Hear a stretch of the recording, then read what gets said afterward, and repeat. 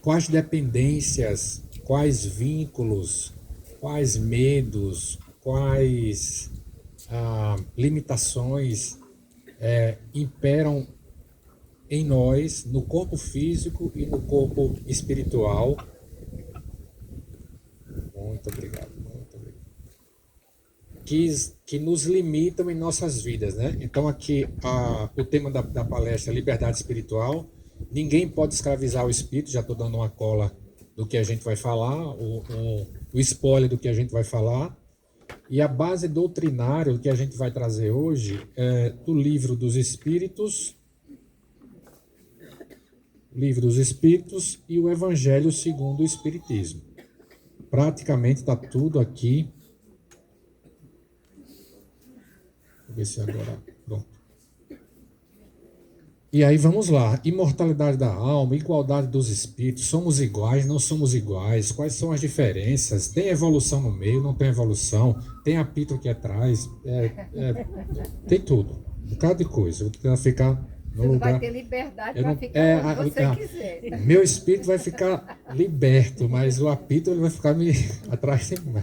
Mas eu vou conseguir. Verinho, eu acho que eu não posso vir para cá, né? Não posso vir para cá.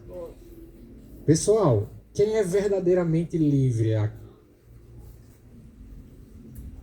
Quem é verdadeiramente livre aqui? Será que eu, professora Bola, vou começar já. Será que eu, vai ser cedo, no segundo slide, será que eu consigo fazer tudo que eu quero? Eu hoje consigo tudo que eu quero? Não consigo. Mas eu não sou espírita, mas meu espírito, ele não é livre, meu corpo é meu corpo, meu espírito é meu espírito, porque eu não conseguiria fazer. Eu digo para vocês que eu não consigo fazer o que eu gostaria de fazer, por uma série de fatores. Então essa é a provocação. Qual é a relação? É porque eu sou doente, meu corpo é limitado. Eu fui morar nos Estados Unidos a trancos e barrancos há 5 anos atrás, né, em 2019. E o que mudou que hoje em dia talvez eu seja mais limitado para tomar algumas decisões. Por quê? Porque eu não sou rico, porque eu não tenho dinheiro. Aí o rico pode, mas o rico tem uma dependência de poder e as limitações da avareza e todas as outras coisas relacionadas à riqueza. O rico consegue fazer tudo o que ele quer fazer. É essa força que ele tem. O poderoso a mesma coisa. O poderoso tem dependência química, o poderoso tem medo, o poderoso tem problema de lei, o poderoso é ansioso, o poderoso tem bipolaridade, o poderoso tem síndrome do pânico. O saudável, ele pode tudo. Então essas são perguntas que nos aflige. O que faz tudo? Que a gente, o vizinho, o chefe, as pessoas que nos encontramos aqui no centro, que a gente olha, nossa, ele pode tudo, ele é fantástico, ele é médico. Essa pessoa, será que é essa pessoa que tem essa liberdade espiritual mesmo? O Evangelho segundo o Espiritismo, o Livro dos Espíritos, questionam muito isso. O livre é aquele que governa a si mesmo, que consegue ter uma liberdade íntima, independente das suas limitações físicas, Mara, independente das suas limitações espirituais, de desdobramentos espirituais, ele consegue realmente se governar e ter essa liberdade de poder fazer aquilo que deseja, né? Então, esse é o questionamento da literatura espírita sobre esse aspecto. Quem realmente tem liberdade para fazer o que quer? Quem realmente tem liberdade para fazer o que quer? Eu me lembro, eu sou médico de pacientes críticos, de UTI, aí eu tenho 2 filhos, um de 20 e um de 16, 17. Aí antes de tê-los, 2015, 2014, eu e minha esposa Roberta E aí eu consegui alguma coisa, almejar algum posto, almejar alguma coisa financeira, dizer, agora eu posso ficar livre, surfar 6 horas da manhã, diminuir minha carga de plantão, eu posso viajar mais, eu estou completamente livre. Agora minha vida está uma maravilha. Professora Borba, aí tá o raio no meu útero, entrando como uma espada. Meu Deus, uma vez aconteceu, outra vez aconteceu, terceira vez aconteceu. Mas parece que é uma coisa, quando eu... Aí a liberdade que eu queria ter nunca aconteceu. Nessa época que eu era tão livre, não aconteceu. E são mistérios que a gente até imagina, talvez seja fonte de outra palestra, mas que me ensinou naquela época que eu talvez não tivesse aquela liberdade tão jovem que eu imaginava ter, e que com essa palestra aqui agora, estudando para falar para vocês, a gente começa a entender. Então, o paradoxo da liberdade, né? Então, corpo e espírito. Se eu tenho um corpo maravilhoso, jovem, 20 anos, hoje eu tenho 53, mas com 20 anos eu posso tudo, eu vou para onde eu quiser. E se ao contrário, se não, aí é que eu me limito mais. Será que o meu corpo tão comprometido, que eu tenho minhas limitações, eu vou ficar cerceado de fazer o que eu gostaria? A gente vai ver o que parece ser o quê? Corpo livre, espírito escravo, né? Essa relação. Então, o foco interno é o apego, um jovem, apego financeiro, apego nas relações, apego nas dependências. Não adianta nada ter o corpo livre. Emoção central, orgulho, vício, dependência, ansiedade, várias outras coisas. Reação à adversidade, medo, né? Puxa, medo. Eu estou agora para criar um projeto de educação médica e tudo, e o medo está lá, a gente vai ficando velho, professora Borba, e o medo? E minha coragem de 25 anos, e 28 e 30 anos, né? Medo de um novo projeto nesse momento da vida, mas a gente vai, porque a gente precisa de coragem em 365 dias. Recentemente, não entendi. O primeiro passo. Feito é melhor do que bem feito, tem que começar, vai acontecer, é isso mesmo. Mas veja, o corpo livre e o espírito preso, né? O espírito escravo e o corpo preso, o foco interno, consciência, e o espírito livre, né? É o contrário. É o idoso, é o paciente que está com algum problema físico, a consciência está tranquila, tem paz, a reação à adversidade, resignação, fé, esperança.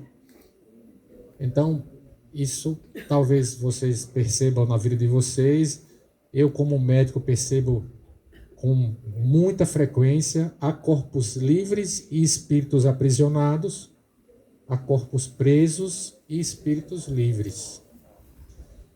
Eu me lembro que na pandemia eu estava em São Paulo, trabalhando num grande hospital, aí eu entro numa unidade semi-intensiva, cansado, eu estava fazendo quase 200 horas de plantão naquele mês, e aí vinha uma senhora já de seus quase 80 anos, 78, e ela tinha um tumor abdominal que trazia ela constantemente para o hospital, lá para o Einstein, porque ela obstruía, fazia suboclusões, né? Aí começava a vomitar, tinha que usar dieta na veia, e ela era uma fofa como a professora Borba aqui. Só que a professora Borba, por ser ariana, era mais brava que ela era menos brava. Eu acho que eu passei com ela 40 minutos naquele plantão, que eu tinha 20 pacientes para ver, mas ela me ensinou tanto, porque ela estava ameaçada, ela estava numa contagem regressiva de vida, mas ela tinha um espírito completamente livre. Então ela ficou preocupada comigo, vendo minha cara de cansado, como é que estava a minha vida de plantonista. E aí eu fui retribuir a preocupação. Ela disse: meu filho, minha vida é tão boa. Eu digo: porque eu sou escritor, eu escrevo vários livros, eu entro na internet, eu viajo o mundo todo pela internet. Eu falo com vários amigos no grupo literário que eu tenho. Eu vou aonde eu quiser, através da internet, através do meu pensamento. Eu não dependo se eu estou internada, meu espírito, minha cabeça está caminhando do mesmo jeito pelo mundo, fazendo meus projetos, e isso não me limita a nada. Eu digo, caramba, como eu sou pequeno, né? E eu me acabando de pesar com aquela paciente no fim da vida, e ela dando um show completamente e a gente depois, eu tenho 30 anos de medicina, pessoal, a gente sabe quando a pessoa está dando uma viajada, uma delirada, né? Completamente consciente. E completamente em paz, e completamente livre. Se tinha posses ou não, que ela não me deixou perceber sobre isso. Então isso é mais um exemplo do que não depende muito das nossas amarras físicas e de posses, né? Ela não falou em nenhum momento de posse. Falou de livro, de internet, da sua tranquilidade, e a gente se preocupando com tanta coisa para fazer acontecer as coisas que a gente imagina depender de tanta coisa. Então, o que diz o Espiritismo? O Espiritismo, os espíritos são seres inteligentes de criação. Somos espíritos antes do corpo. Essa paciente, por exemplo, puro espírito. O corpo estava... Eu nem me lembro agora se eu pude acompanhar ela, saber se o desdobramento, mas assim, muito pouco tempo de vida ela tinha, né? Um tumor bem avançado. Puramente espírito dentro de um corpo que é um instrumento transitório. Ninguém possui ninguém, esse corpo não me define, segundo o Espiritismo, não me controla. Agora o detalhe é a gente ter essa força, essa resignação para acreditar e para continuar seguindo. Eu conheço inúmeros casos de pacientes, de novo, os pacientes oncológicos, que nunca param de lutar. Eu trabalho com cuidados paliativos, conheço pacientes com 15 anos, 16 anos, 10 anos de cuidados paliativos, e eles continuam vivendo. Tem 3 livros da escritora Ana Mi, ela faleceu. Eu comprei os 3 livros recentemente, ano passado, eu li, são livros bem fáceis de ler. E era assim, ela estava no meio da quimioterapia, o tumor aumentando, ela tinha um linfoma. Aí ela ligava pro oncologista dela, falando psiquiatra, é o meu, psiquiatra é o meu. Aí ela dizia assim, é o seguinte, semana que vem eu não vou, porque eu vou estar na Itália, então, mas o seu tumor, você não pode, eu não vou. Eu vou viajar e está resolvido, eu não vou. E 15 anos, 16 anos ela passou assim. Então era um espírito livre que viveu o máximo que pôde viver dentro de um corpo bem doente, né? Perguntas até agora? Nada? E esses espíritos, professora Sandra Brava, são iguais? Será que porque todos são da mesma origem e voltam para o mesmo lugar, somos todos iguais? Absurdamente não. Eu vou confessar uma coisa a vocês aqui. Eu vou dizer a reza, não vou dizer o santo.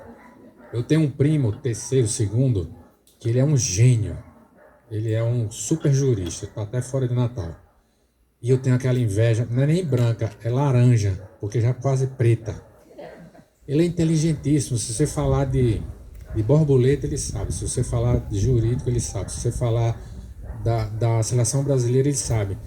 E eu ficava naquela inveja a vida toda. Ele é mais velho que eu, uns 10 anos. E por que ele é tão assim e eu não sou? Putz, o cara, ele é sensacional. Segundo a doutrina, nós temos as mesmas possibilidades evolutivas. Alguns espíritos de X milhares, centenas de anos se desenvolvem mais com o outro, o livre arbítrio. Então, talvez esse meu primo, ele pegou um canal, né, professor? E lógico, a espiritualidade podendo entender que ele precisava ter esse desenvolvimento todo que ele tinha e continua tendo.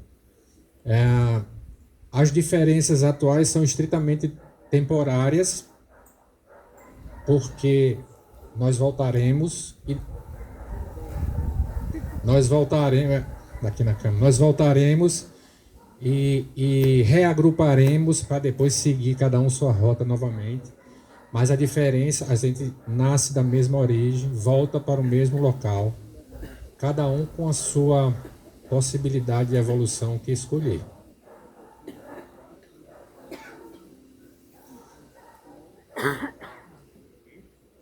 Esse momento da apresentação é muito óbvio.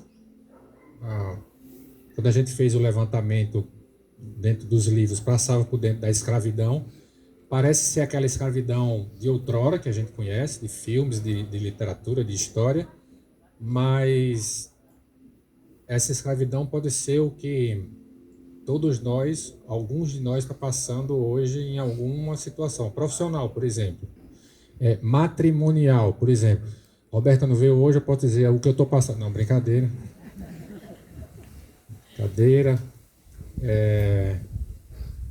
Mas eu passei até recentemente por uma situação difícil profissional, né? Que eu não concordava com a rotina pela qual onde eu trabalhava, mas tinha que continuar porque a parte financeira, tudo. E isso foi muito difícil para mim. Então, a escravidão é um abuso da força, seja a escravidão que a gente já conheceu, ou qualquer tipo de escravidão, assédio, no trabalho, nas relações, e esse espírito passa por isso. Eu sou dialogador também, e com certa frequência a gente vê pessoas como vocês chegando, alguns até os próprios trabalhadores, passando por momentos difíceis de escravidão do espírito. De escravidão do espírito. Mas eu não consigo, mas é muito difícil. Da escravidão do espírito. E a gente passa por isso constantemente, rotineiramente. E as vidas vão se tomando outras rotas, né, que poderiam ser de uma forma melhor, mais suave, e vão sendo escolhidas por essa escravidão nossa, desse espírito que está sendo tão oprimido. Mas o que acontece? Então, esse espírito pode ser escravizado?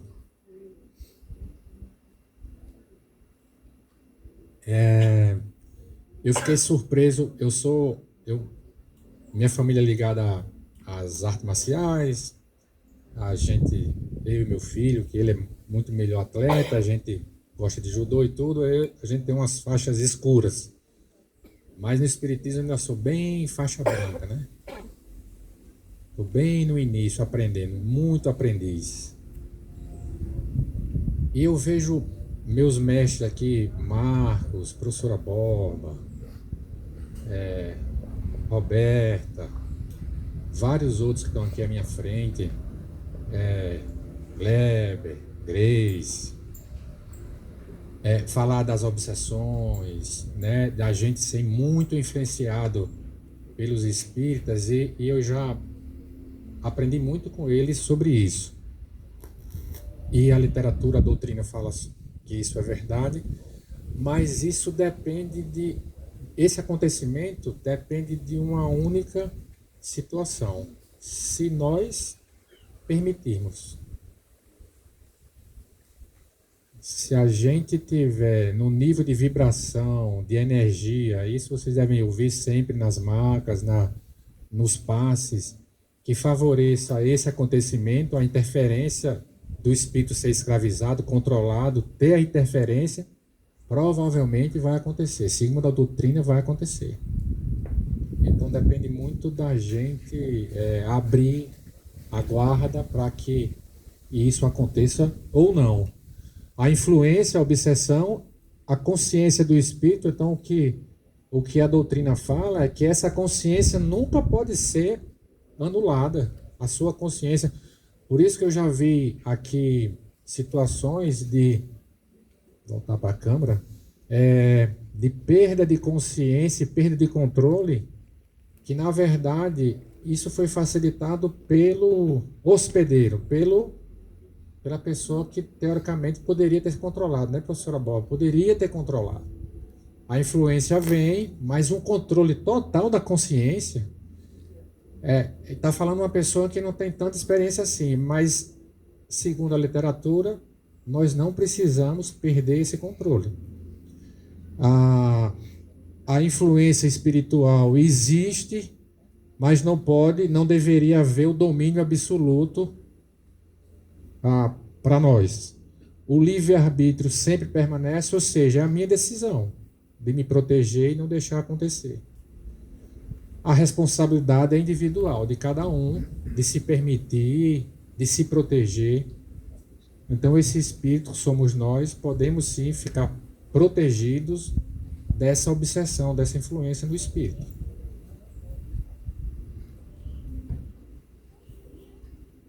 E as escravidões, né? As prisões invisíveis, pessoal.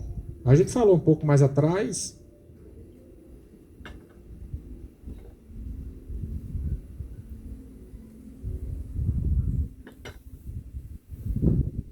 Sobre todo tipo de interferência que pode orbitar em relação ao ego, às vaidades, e aí aprisionam os espíritos, a gente. Está acontecendo hoje no Brasil, né? Todas aquelas relações, imagine, aqui não tem nenhum juízo de valor, aquelas festas no alto escalão de Brasília, dos políticos, dos empresários, então, de tudo aquilo, materialismo, os problemas emocionais, psiquiátricos, redes sociais, dependências, vícios, poder, controle, tudo. Então, esse tipo de escravidão que envolve a gente, os futuros presidentes, quando você acha que vai ter uma composição adequada para os futuros presidentes, aí muda tudo porque está todo mundo envolvido. Então, muitos caminhos que parecem estar livres por fora e tudo preso por dentro. E eu imagino, por sermos seres humanos e estarmos na Terra, um local de prova e expiação, a gente vai estar passando por isso. Então, ontem eu estava dando uma palestra de Bem-aventurados os aflitos, no outro centro espírita, e não tem jeito, pessoal. Se a gente está aqui, todos nós deveríamos estar onde nós estamos. Somos espíritos ainda de prova e expiação, de crescimento, e teríamos que estar nesse plano todos aqui, com algumas provações ainda pela frente e débitos atrás, e com sofrimento em toda a caminhada. A doutrina fala isso. Eu me lembro que alguns monges, vendo um podcast, falei isso ontem, de um monge budista dizendo: o que é que o senhor faz para conseguir a felicidade? Aí ele disse: eu não procuro a felicidade, eu procuro paz. O que me importa, professor, é paz, porque nessa terra, ele não falou de prova e expiação, a gente tem lampejos só de alegria e de felicidade, só lampejos. O que eu preciso é estar em paz. E é verdade. E tudo isso aqui, as nossas escravidões, né? Prisões invisíveis, que a gente está imerso na família, na sociedade, na política, no trabalho, em qualquer área, porventura a gente vai trilhar o caminho.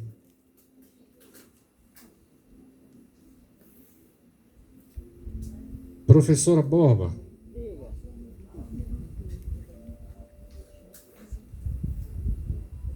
O que é que a senhora recomendaria para mim, para que eu pudesse olhar, blindar meu espírito, que ele pudesse estar mais livre e sem essas amarras que a gente comentou um pouco até agora? A espiritualidade nos diz que o nosso maior problema é exatamente essa escravidão a determinadas condutas. A origem de tudo está no egoísmo e no orgulho.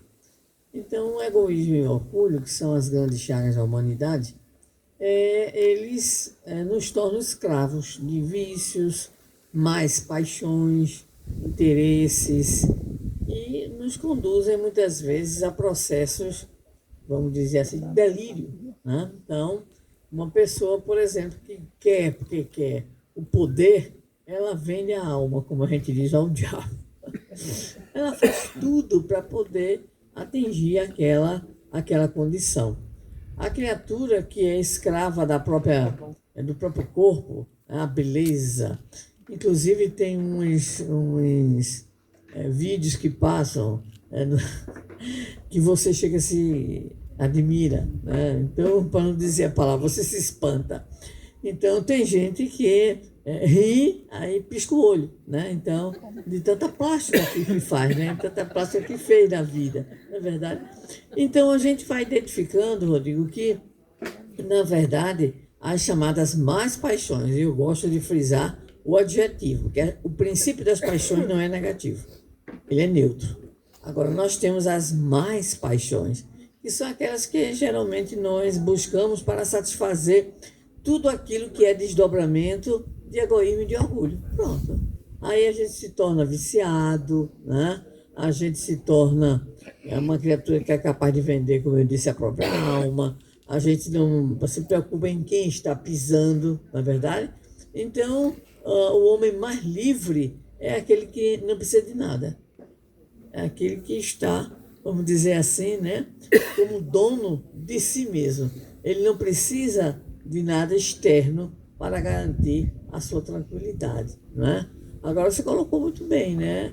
Na nossa condição evolutiva de espíritos de terceira ordem, nós temos muitos problemas, né? Porque nós somos muito escravos. Escravos, por exemplo, de nós mesmos, pela nossa maneira de ser, pela autoimagem que a gente tem, né? Da gente mesmo. A gente é escravo do outro, porque a gente sempre quer que o outro aplauda a nossa maneira de ser, né? E aí a gente vai, vamos dizer assim, se cercando, né, de obrigações, a gente vai se cercando de atitudes que vão nos tornar cada vez mais o quê? Dependentes disso ou daquilo, dessa ou daquela pessoa.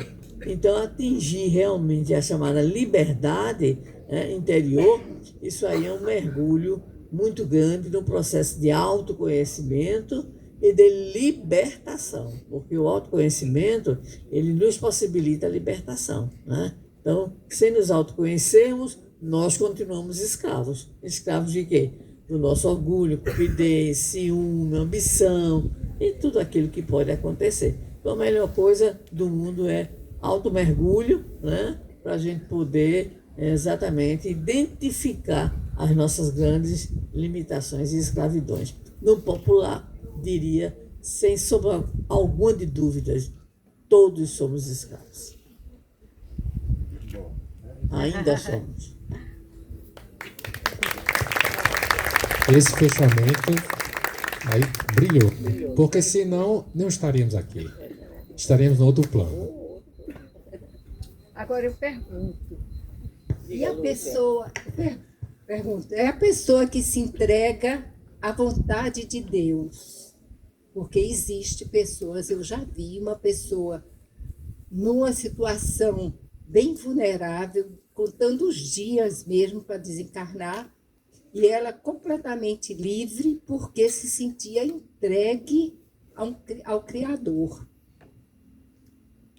É uma forma de libertação, de confiança. Na fala de Rodrigo, eu não disse, mas eu lembrei da minha cunhada. Desencarnou muito nova, né? Médica também, viu? Pediatra, pneumologista. E ela dizia assim, doente é o meu corpo. Pronto, eu não. Essa também dizia isso. Então, ela tem uma tranquilidade, né? Assim, de enfrentamento, de entrega, de confiança plena. Era a caçula, que foi a que primeiro partiu.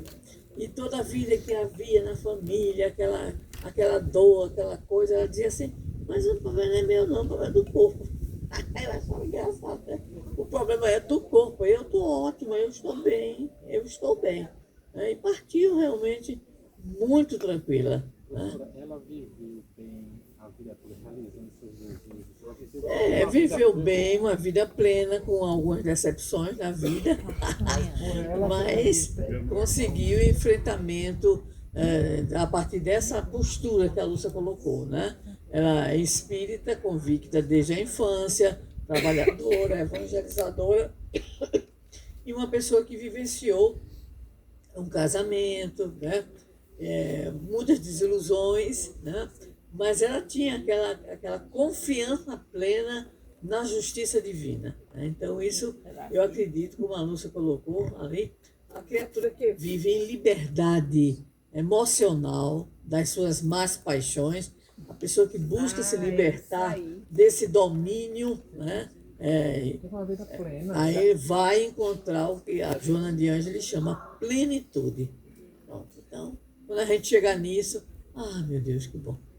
E você veja, Sandra, que não depende, eu vi nesse depoimento, que não depende tanto da orientação que a pessoa tenha quanto a sua religião.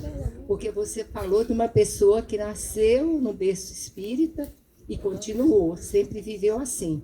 E essa pessoa que eu estou falando era altamente católica, dessas que ajudava a construir uma igreja. Teve essa necessidade e fazia rifa, e vendia, e se empenhava, e fazia feijoada, e foi uma das pessoas que mais colaborou na construção física de uma igreja católica. Independe. Lindo, né? Pois eu vou dar um testemunho relacionado a... Eu acho o seguinte, que a maior libertação do ser humano é saber amar. Porque quando soubermos amar, tudo Depende, né? depende de nós mesmos saber amar. Porque a partir do momento que soubermos amar nós mesmos, saberemos amar os nossos semelhantes. A libertação é essa, é amar. Quando você ama, você voa, você encontra com Jesus e sente que realmente todos nós devemos amar um ao outro. O maior ensinamento que há é esse, amar. E quando amamos de verdade, a vida torna-se muito mais bela e suave.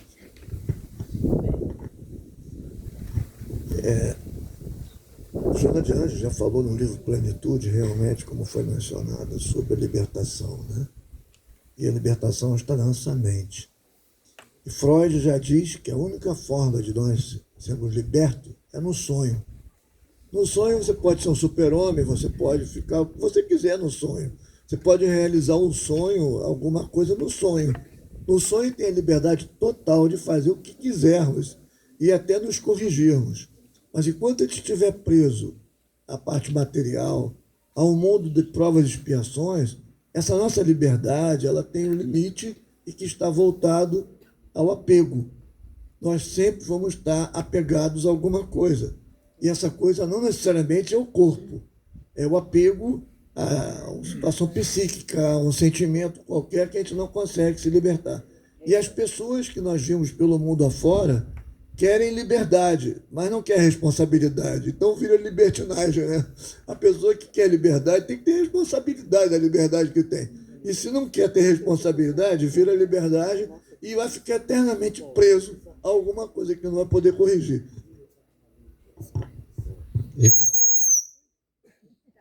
Eu vou fazer um depoimento aqui do que a professora Boba, a Lúcia, todo mundo falou. Há 20 anos eu trabalho com cuidados paliativos, acompanhando pacientes em sofrimento a poder desencarnar da melhor forma possível. Então, isso é o que eu posso dizer. E o que eu vejo, não tem livros, textos, assim, um dia eu vou escrever sobre isso. Eu estou escrevendo, meu terceiro livro agora está sendo sobre crianças, vocês estão sabendo em primeira mão, estou no 4º capítulo, Crianças na Finitude da Vida, né? Já estou escrevendo esse livro. Esse vai Os 2 primeiros foram da pandemia, e em algum momento eu vou escrever sobre isso que eu vou falar para vocês agora, que vocês levantaram. Então, as pessoas têm de uma forma muito generalizada, tem 2 grupos de pessoas na finitude da vida. Por isso que eu provoquei a professora Sandra. Tem algumas que não viveram realizadas realizando, felizes, e essas pessoas vão morrer com muita dificuldade, com muito apego ao material, porque não pode, eu tenho que ir até o fim, tenho que viajar para os Estados Unidos, eu tenho que ir para o centro específico, não pode, quero que corte a perna, quero que abra a cabeça, e sofrimento é um sofrimento extremo para essa pessoa, para sua família, extremo. Então, pessoas que tiveram uma vida de prisão, de apego, como o Valdo falou, etc.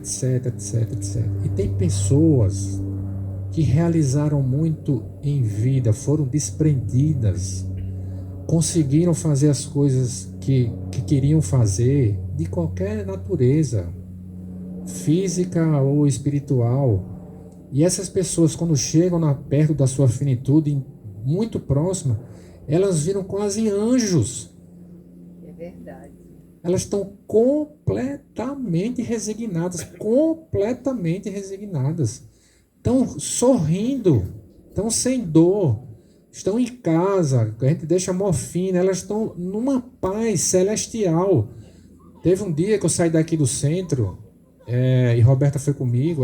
Roberta não me acompanha nos meus tratamentos no domicílio, ela foi comigo nesse dia porque sim. Foi bom porque eu pelo menos não fiquei passando como mentiroso, ela viu. E a gente subiu no apartamento de uma senhora de 91 anos, um câncer de reto, né, no cólon, com metástases pulmonar e óssea. E ela tinha mais, no dia eu não sabia, mas retrospectivamente ela tinha mais 3 dias de vida. E ela estava completamente consciente. Era uma professora paulista, húngara, educadíssima, cultíssima e um espírito elevado. Aí ela disse: doutor Rodrigo, eu tenho uma coisa para falar com o senhor, mas eu estou com tanta vergonha. Eu disse: não, mas não é para ter vergonha de falar comigo, por favor. A gente já fazendo morfina intermitente, assim, fazia de horário, né? Não contínua, chega mais no fim. Ela disse: olha, quando eu fecho meus olhos e quando eu durmo, ou eu entro em um transe, eu já me vejo, eu já me sou transportada para o outro lado, eu fico num jardim, numa maca, com as pessoas em tratamento comigo, e eu numa paz eterna, celestial. E eu já estou com vontade de ir para o outro lado. Porque é fantástico lá. Eu digo: minha querida, qual é a vergonha que você tem que dizer isso para mim? Mas a gente não pode apressar essa situação. Então, vamos viver um dia de cada vez. Eu não consegui ainda dizer para ela quando é que seria, né? Vai ser daqui a 2 dias. E foi daqui a 3, 4 dias. Vamos viver o tempo de Deus, o seu tempo. Eu vou lhe ajudar. E logo, logo você vai estar lá, nesse local maravilhoso. E realmente, 3 dias depois, ela desencarnou. Ela estava uma anja. Ela estava plena. Então, assim, a vida tinha sido plena. Ela me contou a vida dela toda. E ela já estava sendo teletransportada. Eu não sei nem o que é que eu digo isso. O que é que ela tinha? Ela estava indo para o outro lado. Já sendo tratada, professora Borla. Então, ela era um espírito assim, solto. Agora deixa eu pegar uma fala de Valdo. Valdo, isso é uma expressão que é uma expressão de verdade. Um dos maiores problemas dessa libertação é o apego. Não é isso, Valdo? E a Joana de Ângeles, esse apego não é apego ao corpo só, não.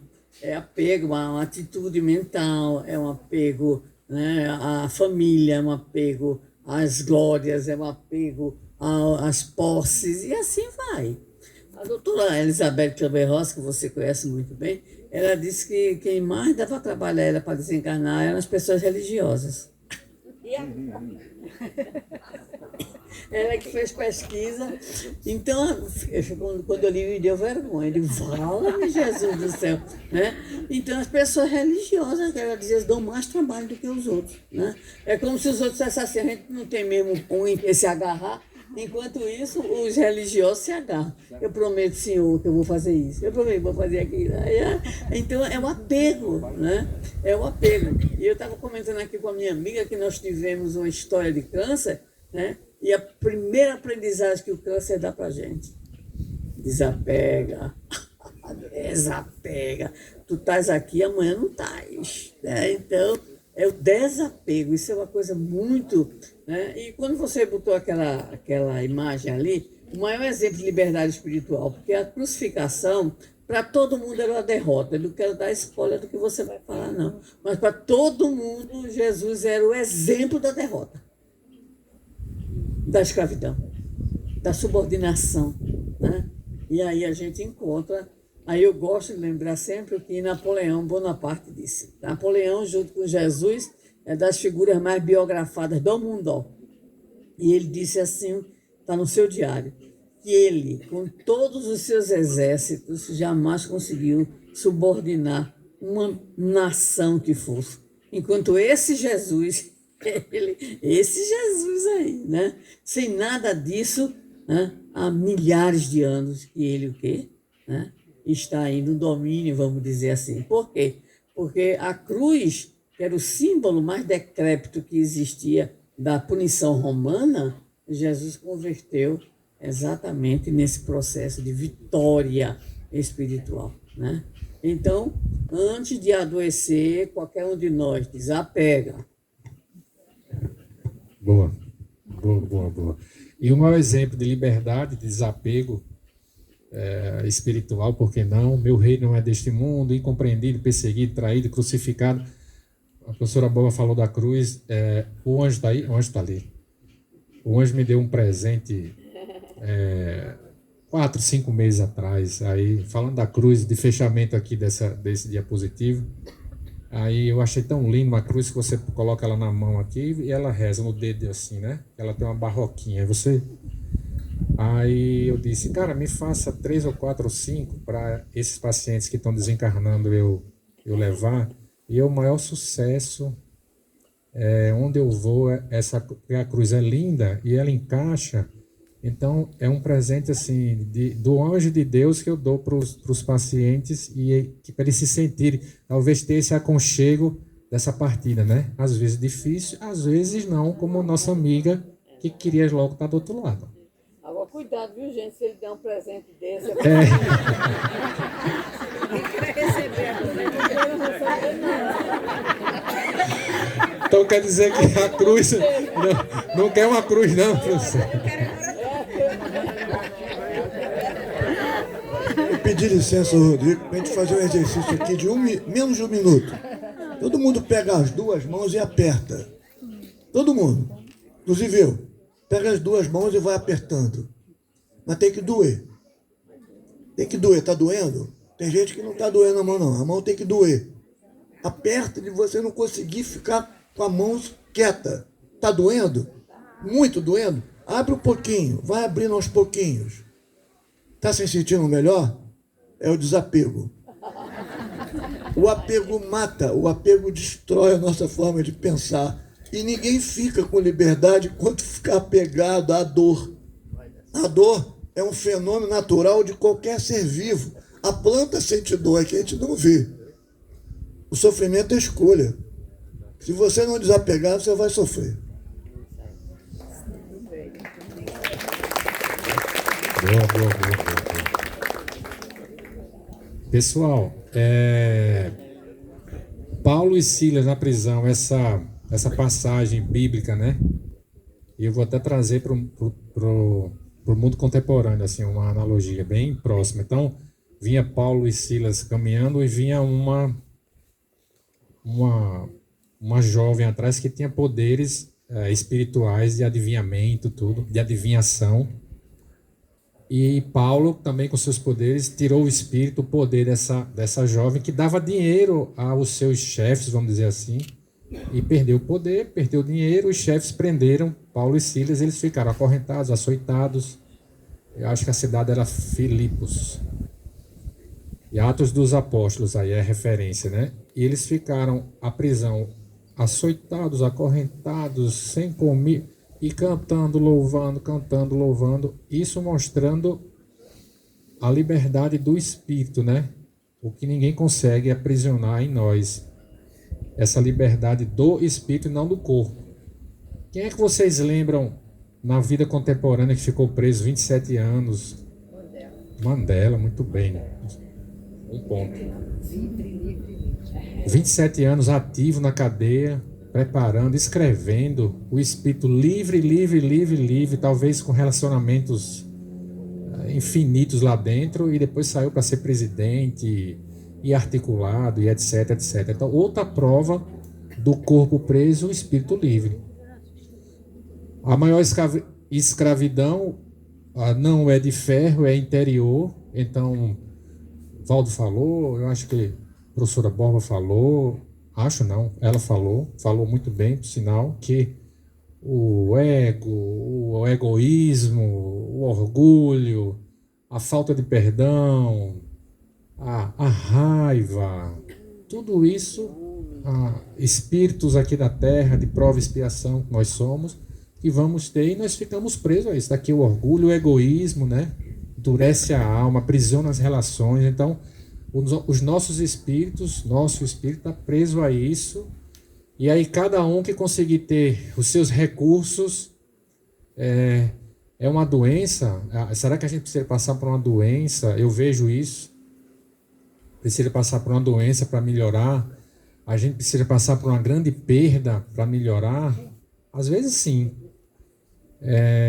O que é que a gente precisa passar para a gente acordar? É o trabalho que precisa dar uma balançada para melhorar? Eu vou dar o meu testemunho pontual do que eu precisei passar. Eu imagino que tenha melhorado alguma coisa. Foi uma doença, foi uma grande depressão, né? Que eu passei no final de 2024.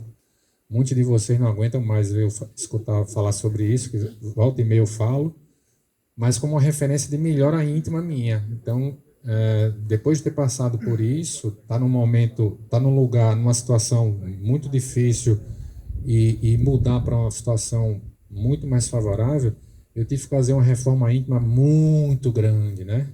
Então, hoje eu imagino, melhor profissional, eu espero que um melhor palestrante, um melhor esposo, um melhor pai. Eu não tenho nenhuma dúvida desse salto, porque eu precisei passar por essas perdas e dores inenarráveis, né?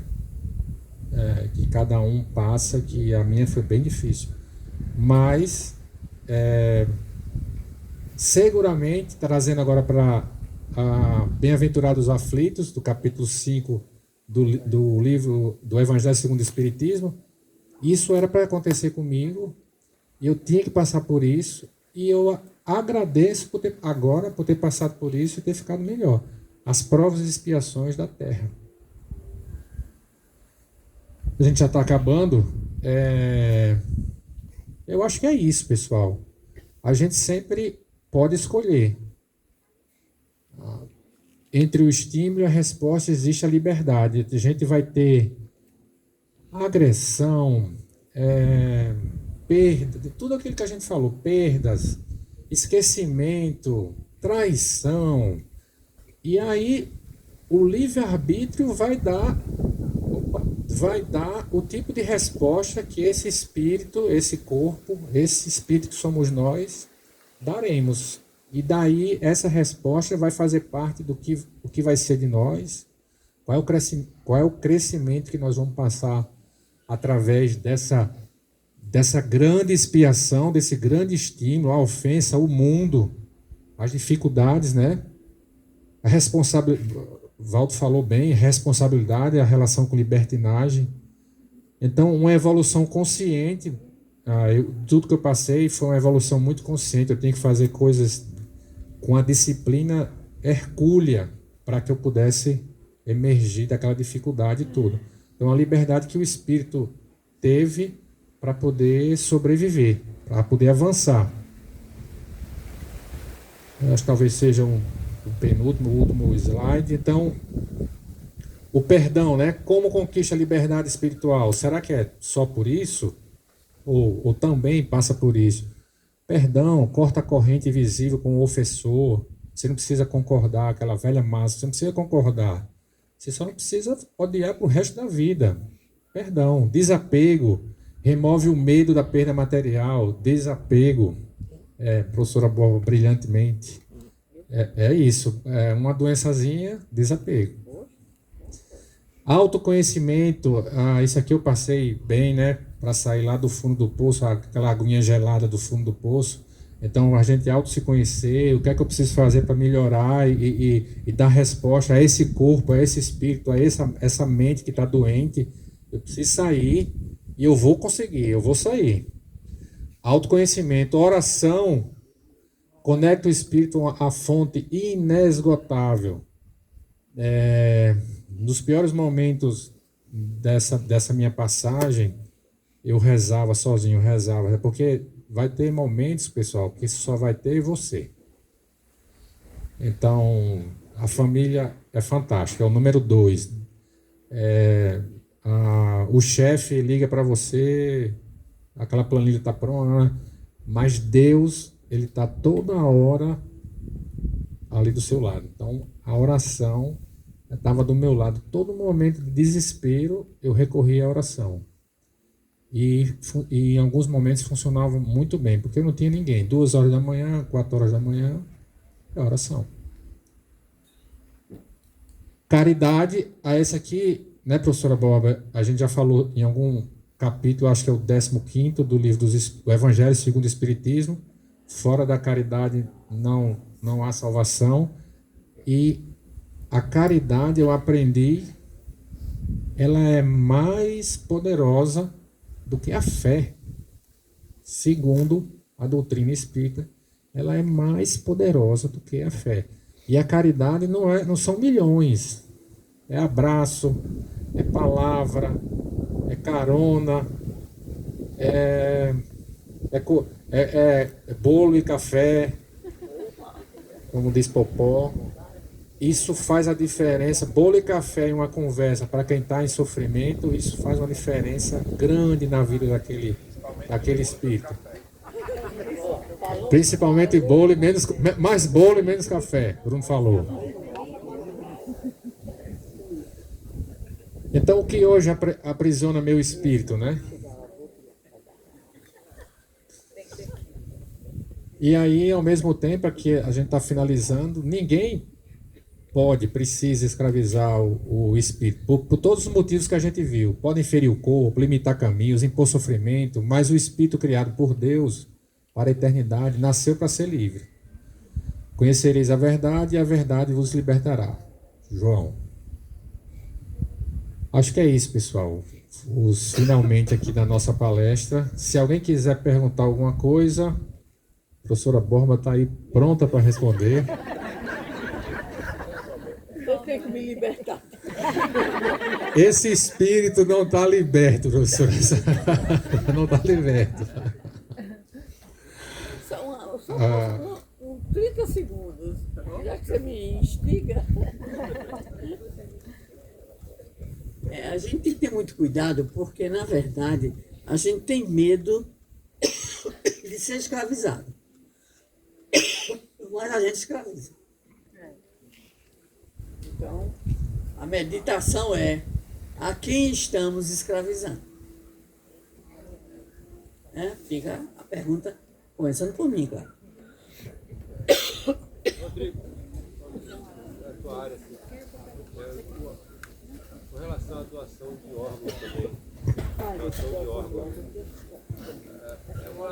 seria uma coisa interessante, né, assim, também relacionada ao desapego, né, não é? Verdade? Seria só isso mesmo, né? Em relação à doação de órgãos, isso aí é realmente estimulado lá, né? Porque a gente tenta às vezes comentar com o filho, né, para incluir isso aí na carteira de identidade, que é doador, às vezes fica meio receoso, né? Entendeu? Eu entendo também até como um desapego, até, né? Você acha, não é? Jaime, obrigado por sua pergunta. Vocês não sabiam, mas eu trabalhei como coordenador da Central de Transplantes 3 anos aqui. Fui morar fora do país para aprender acolhimento familiar para a gente conseguir mais doação de órgãos. Então, eu sou médico dos rins, nefrologista e transplantador de transplante. E quem é do transplante é da captação de órgãos, da doação de órgãos. Porque para eu transplantar, eu não faço cirurgia, eu acompanho clinicamente, eu sou o clínico, né? a gente precisa da doação. Então a gente já teve em primeiro lugar no Nordeste doação e em terceiro no país, isso em 2011, 2013, quando eu estava na coordenação da Central de Transplantes. E doar é um ato assim dos mais belos.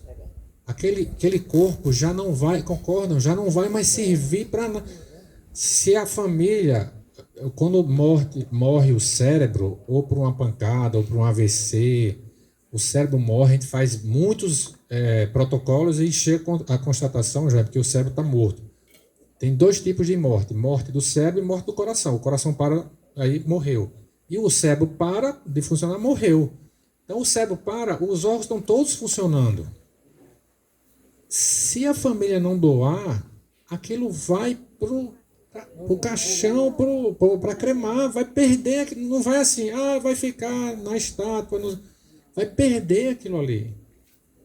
Então tem inúmeras, eu me lembro que naquela época as crianças recebiam os fígados que a gente captava e doava. Então crianças que recebem, idosos que recebem. Então, cara, é muita gente que tem um benefício e tem uma segunda chance de viver, entendeu? E as pessoas não doam. Não é mais a carteirinha, é você falar para sua família assim, olha, eu já disse a Roberta, eu sou doador de órgãos, não inventa. Aí ela disse para ela, então eu sou doador de órgãos, né? É só isso. E aí a família doa. A família doa, então é fantástico. Eu não vou perder essa oportunidade, é uma brincadeira, mas veio aqui. A gente estava fazendo captação em São Paulo, na época eu morava em São Paulo, aí tinha uma pessoa, um casal, aí o marido morreu, morte encefálica. E ele era muito ruim, segundo a esposa, danado. E ele disse para ela, eu não sou doador de órgãos, eu não vou doar se acontecer alguma coisa na minha vida. Não, pronto, aí para a mulher. Aí ele morreu, de verdade, ele teve um AVC e teve morte encefálica. Aí a gente foi fazer entrevista, tem que fazer entrevista familiar. A gente foi fazer entrevista.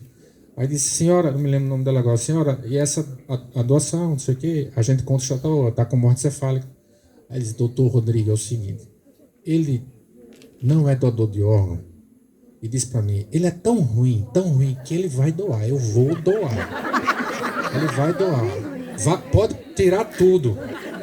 Pode tirar tudo. Aí doou e a gente tirou tudo.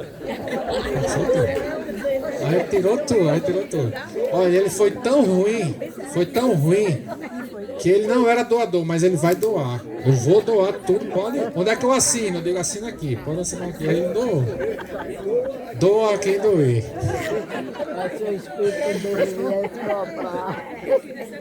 Pessoal, mais algum comentário, mais alguma coisa? Não. Eu vou... Roberto. Que teve um momento da palestra que ele falou que a caridade, está escrito, é mais importante que a fé. E na hora que você passou, eu remoí aqui. Eu acho que essa importância se dá porque a fé é a gente com a gente mesmo, a gente com Deus, a gente com o que a gente vier acreditar. Mas a caridade é quando eu saio para fora. Para eu fazer caridade, o outro precisa existir. Então, eu acho que é esse movimento de ir ao teu encontro que se faz importante. Eu não queria deixar partido, que eu achei tão bacana esse pensamento. Tem que ser um espírito caridoso para fazer uma observação. Tem que ser um espírito caridoso. Pessoal, pode dar uma saída, ele não está me vendo. Eu teria que falar de questões e eu, de verdade, eu não preparei aquelas questões. Eu vou ficar devendo, vou perder ponto, mas fica para uma próxima oportunidade. Eu ferrei. Reprovado. Só uma lembrança, é gentileza desse nosso amigo a palestra, porque a vida dele não é fácil como médico, gente. E aqui eu venho em defesa, não por outro motivo, porque eu conheço muito bem. Então ele sai de um plantão, vai visitar uma pessoa, já vem para o centro, provavelmente já saiu de um para estar conosco. Eu sei que não é fácil todo o restante. E primeiro agradecer a seu esforço. E lembrar, gente, que a morte não é um castigo. O desencarne não é um castigo, principalmente para quem tem, ou teve, ou está tendo a consciência do seu papel. Na verdade, enquanto a gente chora aqui embaixo, existe festa lá em cima, né, Sandra? A turma faz uma batucada lá, fala que bom, você conseguiu fazer. E aí, o mais importante desse olhar, a batucada ficou por minha conta, né, Sandra? É que é possível mudar. Acho que todos nós temos algo na consciência, coisas que passamos e não agimos da maneira que hoje agiríamos. Mas o importante é de hoje em diante, que nossas atitudes de hoje, podem mudar a nossa história final, né? Então, o desencarne é a única certeza. E tememos tanto, né? Nós tememos tanto o desencarne, que é natural, mas uma vida bem vivida, se a gente for pensar na continuidade, é um presente, né? O desencarne é só um momento, né? Obrigado. Valeu. Obrigado. Pessoal, acho que finalizamos por aqui. Muito obrigado. Casa cheia de novo. Um enorme privilégio, um prazer. Um assunto difícil. Professora Santa Bárbara, fique sempre do meu lado, porque aí a gente fica mais tranquilo. Mas eu vou. Não, mas não me dê a cruz de prata. A cruz. Eu vou fazer o sorteio da cruz. Ó, professora, eu vou fazer na próxima palestra minha, eu vou fazer o sorteio, mas a da senhora eu já entrego. A cruz é linda. Quem vai querer participar do sorteio? Pessoal, muito obrigado mais uma vez, viu, vocês? Muito bom.